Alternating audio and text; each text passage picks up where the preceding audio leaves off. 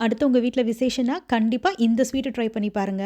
கேரட்ட பயன்படுத்தி செம்ம க்ரீமியான ஒரு ஸ்வீட்டு. அதுவும் கண்டன்ஸ் மில்க், க்ரீம் இப்படி எதுவுமே பயன்படுத்தாம, செஞ்சு முடிச்ச உடனே காணா போயிரும். ஏன்னா, இது அவ்ளோ டேஸ்ட்டா இருக்கும்.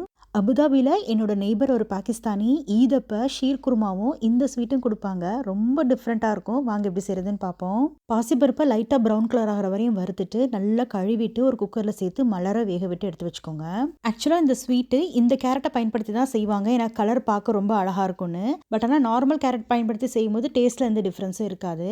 கொஞ்சமா நெய் விட்டு கேரட்ட நல்லா சிம்லயே வதக்கி விடுங்க. கேரட் நல்லா வதங்கிட்டு இருக்கப்பவே இங்கே ஒரு பவுல்ல பாஸ்மதி அரிசி, முந்திரி பருப்பு இது 2யும் சேர்த்து நல்லா கழுவிட்டு கொஞ்ச நேரம் ஊற விட்டுருங்க. நல்லா ஊறட்டும். கொஞ்ச நேரம் ஊறினதுக்கு அப்புறமா ஒரு மிக்ஸி ஜார்ல சேர்த்து 2 சில் போல தேங்காவை நல்லா துருவி எடுத்துக்கோங்க. அதையும் சேர்த்து ஏலக்காவோட விதைகளையும் சேர்த்து நல்லா அந்த மாதிரி பேஸ்ட்டா அரைச்சி எடுத்து வச்சுக்கோங்க. இங்கே கேரட் நல்லா வதங்கிருச்சு. இதில் காய்ச்சி அரை வச்ச பால் ஒரு கப் அளவுக்கு சேர்த்து நல்லா கலந்து விட்டுக்கோங்க. அடுத்ததான் நம்ம வேக வச்சிருந்த அந்த பாசிப்பருப்பையும் சேர்த்து கலந்து விட்டுக்கோங்க.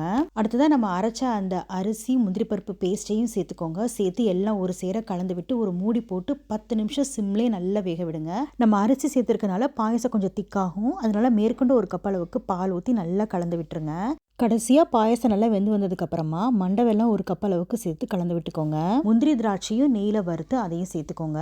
அவ்வளோதான், குழந்தைங்களுக்கு ரொம்ப ஹெல்தியான டிஃப்ரெண்ட் ஸ்டைலில் ஒரு சூப்பரான பாயசம் ரெடி ஆயிருச்சு. ஆக்சுவலாக அவங்க இதில் தேங்காய் சேர்க்க மாட்டாங்க. நான் தான் டேஸ்ட் இன்னும் கொஞ்சம் என்ஹான்ஸ் பண்ணுறதுக்காக தேங்காய் சேர்த்துருந்தேன். ரொம்ப ரொம்ப சூப்பராக இருந்துச்சு. நீங்களுமே இந்த டிஃப்ரெண்ட்டான பாயசத்தை ட்ரை பண்ணியிருக்க மாட்டீங்க. கட்டாயம் ட்ரை பண்ணி பாருங்கள்.